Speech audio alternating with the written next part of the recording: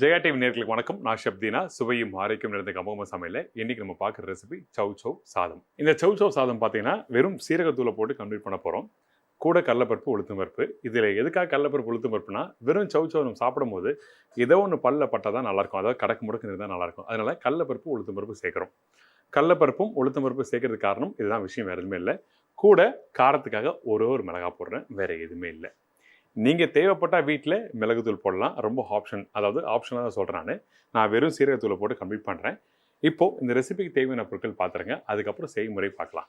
சவ் சவ் சாதம் தேவையான பொருட்கள்: சவ் சவ் 1/4 கிலோ, சீரகத்தூள் 1/2 டீஸ்பூன், மிளகுத்தூள் 3/4 டீஸ்பூன், மஞ்சத்தூள் சிறிதளவு, வேக வச்ச சாதம் தேவையான அளவு, கருவேப்பிலை சிறிதளவு, வரமிளகாய் 1 நம்பர், சின்ன வெங்காயம் 10 நம்பர், கடலைப்பருப்பு 3 டேபிள் ஸ்பூன், உளுத்தம்பருப்பு 2 டேபிள் ஸ்பூன், உப்பு தேவையான அளவு, எண்ணெய் சமைக்கிறதுக்கு தேவையான அளவு.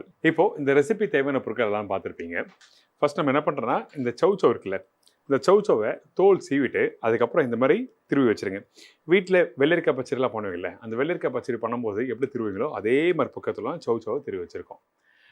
நீங்கள் துருவும் போது முக்கியமாக பெரிய அந்த பிளேடில் திருவாதீங்க, சின்ன மெலிசாக இருக்கிறத திருவுங்க, உங்களுக்கு ஈஸியாக இருக்கும் வதக்கிறதுக்கு.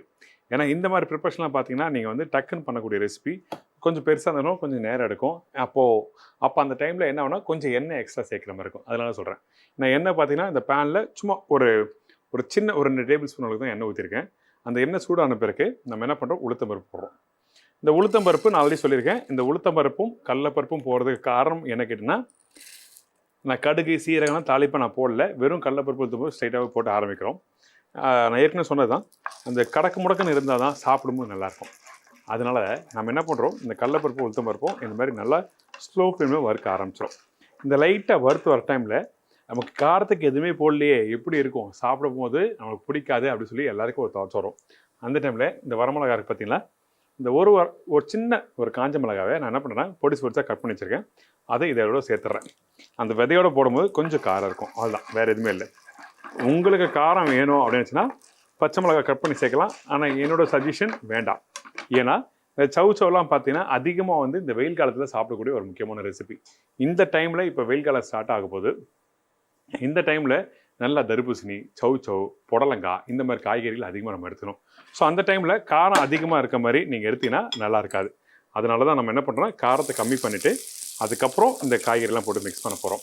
இப்போ அதே டைமில் சின்ன வெங்காயத்தை இதில் போட்டிருக்கேன். இந்த கடலைப்பருப்பு உளுத்தம் பருப்பு பார்க்கும்போது தெரியும் உங்களுக்கு, அந்த கலர் பாருங்கள், கொஞ்சம் லைட்டாக அந்த கலர் மாறி வருதில்ல, கோல்டு மரம். அந்த டைமில் இந்த வெங்காயத்தையும் போடுறேன். அதே டைமில் நம்ம என்ன பண்ணுறோன்னா இந்த சவ் சவ்வும் போடுறேன். சவ் சவ் அதிகமாக இருக்கணும், ரைஸ் கம்மியாக இருக்கணும். எப்போவுமே வந்து இந்த சவ் சவ் ரைஸு இல்லை வேறு என்ன கத்திரிக்காய் வச்சு பண்ணுறீங்க, வெண்டைக்காய் வச்சு பண்ணுறீங்கன்னா அந்த மெயினான அந்த காய்கறியோட அளவு தான் அதிகமாக இருக்கணும். ஈவன் இந்த சிக்கன் பிரியாணியே நீங்கள் வீட்டில் பண்ணும்போதோ சாப்பிடும் போதோ இல்லை வெளியே போய் சாப்பிடும்போது ரைஸ் தான் அதிகமாக கன்சியூம் பண்ணுறோம். அந்த இடத்துல அந்த சிக்கன் பீசஸ் வந்து கம்மியாக சாப்பிட்றோம். நம்ம நல்ல தரமாக வீட்டில் ரெடி பண்ணிவிட்டு அந்த சிக்கன் அளவு அதிகமாக சாப்பிடும்போது உங்களுக்கு என்ன ஆகுனா, உங்களுக்கு வந்து கார்போஹைட்ரேட் கம்மியாகும், ப்ரோட்டீன் அதிகமாகும். வீட்டில் அந்தளவுக்கு காசு ஸ்பெண்ட் பண்ணி நம்ம அவ்வளோ சிக்கன் வாங்க முடியாது. அந்த ஒரு காரணத்துக்காக தான் எல்லாம் உள்ட்டா சாப்பிட்றோம். ஆக்சுவலாக பார்த்தீங்கன்னா ப்ரோட்டீன் அதிகமாக இருக்கணும், கார்போஹைட்ரேட் கம்மியாக இருக்கணும். கார்போனா நம்ம ரைஸு, ஆனால் ரைஸ் தான் அதிகமாக கன்சியூம் பண்ணுறோம் இந்த இடத்துல. ஸோ அந்த டைமில் இந்த மாதிரி நீங்கள் வீட்டில் பண்ணும்போது சவ் சவ் அதிகமாக இருக்கணும், ரைஸ் கம்மியாக இருக்கணும்னு சொல்கிறேன். ஓகே, இப்போது இந்த சவ் சவ் வேகிறதுக்கு ரொம்ப டைம் எடுக்காது. இந்த இடத்துல பார்த்தீங்கன்னா அதிகபட்சம் ஒரு 5 நிமிஷம் தான். ஸோ இந்த வெந்து வர டைமில் நான் என்ன பண்ணுறேன்னா கொஞ்சோண்டு மஞ்சத்தூள் போடுறேன், வேறு எதுவுமே இல்லை. மஞ்சத்தூள், அதுக்கப்புறம் கொஞ்சம் உப்பு. அந்த காய் வெந்து வர டைமில் கொஞ்சம் லைட்டாக சால்ட்டு போட்டால் சாப்பிட்றதுக்கு நல்லாயிருக்கும்.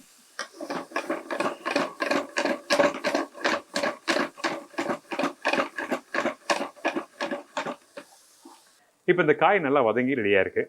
ரொம்ப நேரம் வேக வைக்காதீங்க, கரெக்டாக இருக்கும் ஒரு 5 நிமிஷத்தில். இதுக்கப்புறம் இந்த ரைஸ், நான் சொன்ன மாதிரி ரைஸோட அளவு கம்மியாக போட்டிருக்கேன். இதுக்கப்புறம் முக்கியமான ஒரு இன்க்ரீடியன்ஸ் பார்த்தீங்கன்னா இந்த சீரகத்தூள்.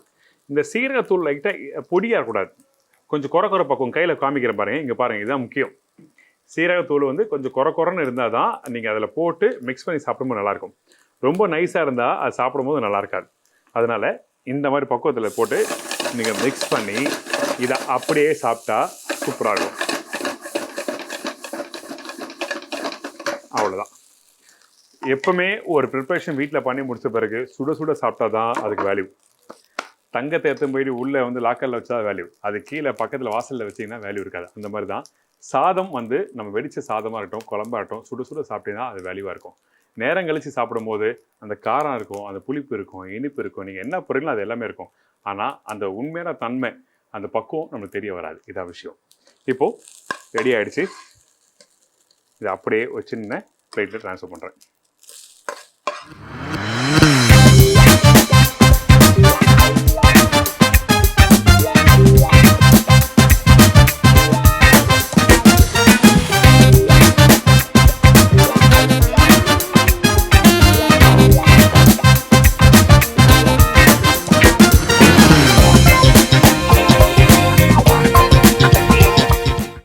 டக் டக் நல்ல ஒரு ஹெல்த்தி ஒரு சாப்பாடு ரெடி.